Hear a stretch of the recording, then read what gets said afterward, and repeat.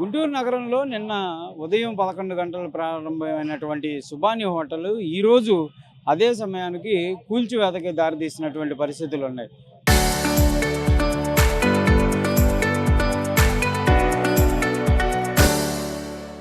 ప్రధానంగా స్థల వివాదం ఉన్నటువంటి నేపథ్యంలో ఈ స్థలానికి సంబంధించినటువంటి కొంతమంది కోర్టును ఆశ్రయించినటువంటి నేపథ్యంలో కోర్టు ఆదేశాలు ఇవ్వటం, గుంటూరు మున్సిపల్ కమిషనర్కి నోటీసులు కూడా ఇచ్చినట్టు తెలుస్తుంది.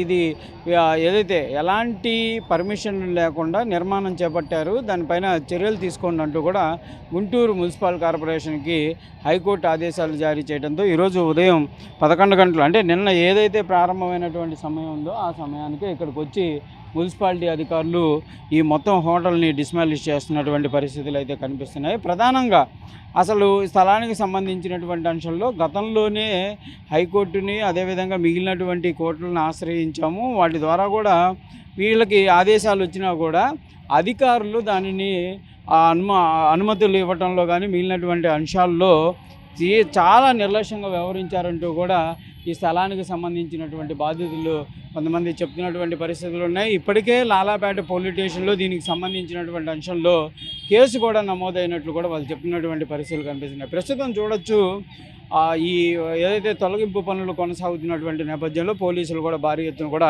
ఇక్కడికి చేరుకున్నటువంటి పరిస్థితులు అయితే కనిపిస్తున్నాయి.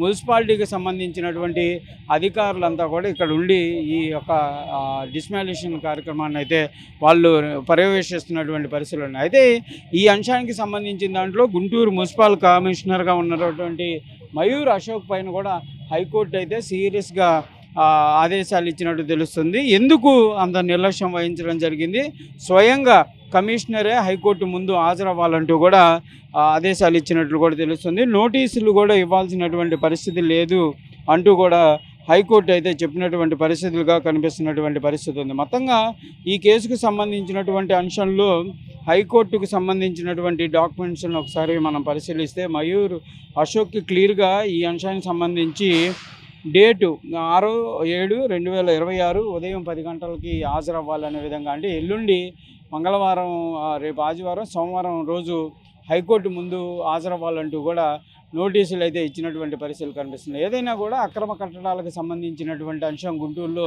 వరుసగా వివాదాస్పదంగా మారుతున్నటువంటి పరిస్థితులు ఉన్నాయి. ఈ మధ్యకాలంలోనే అపార్ట్మెంట్స్కి సంబంధించినటువంటి వివాదం పెద్ద ఎత్తున నడవడం, ఆ తర్వాత కొన్ని ఏరియాల్లో అక్రమ కట్టడాలకు సంబంధించినటువంటి అంశాలపైన కూడా అధికారులు పూర్తిగా నిర్లక్ష్యం వహిస్తున్నారంటూ కూడా మున్సిపాలిటీ అధికారులపైన కూడా అనేక ఆరోపణలు వినిపిస్తున్నటువంటి నేపథ్యంలో ప్రస్తుతం ఈ సుబాని హోటల్ నిర్మాణానికి సంబంధించినటువంటి అంశంలో కూడా పెద్ద ఎత్తున ఆరోపణలు అయితే వస్తున్నటువంటి పరిస్థితి ఉంది.